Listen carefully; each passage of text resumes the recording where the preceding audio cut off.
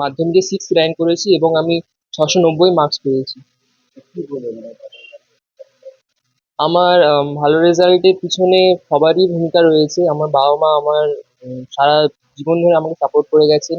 আমার দাদু দিদারাও আছেন, ওনারাও সারা জীবন আমাকে সাপোর্ট করে গেছেন।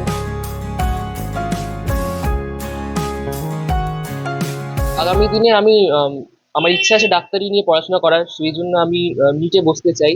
তো তার জন্য আমি প্রিপারেশনও নেওয়া শুরু করেছি এবং আমি ডাক্তারই হতে চাই। এবছরেও যারা পরীক্ষার্থী ছিল, মাধ্যমিক পরীক্ষার্থী, তাদের ব্যাচটাও বেশ ভালো ছিল। এবং অপ্রদীপ তো খুবই ভালো ছিল, ছোট থেকেই এই স্কুলে ভালো ফলাফল করে আসছে। এবং অবশ্যই ওর পরিশ্রম তো ছিলই, তার সাথে ওর অভিভাবকের পরিশ্রমও ছিল, আর শিক্ষক শিক্ষিকা যারা সারা বছর ওদেরকে গাইড করেছেন, তাদের ভূমিকা তো অস্বীকার করার কোনো জায়গাই নেই।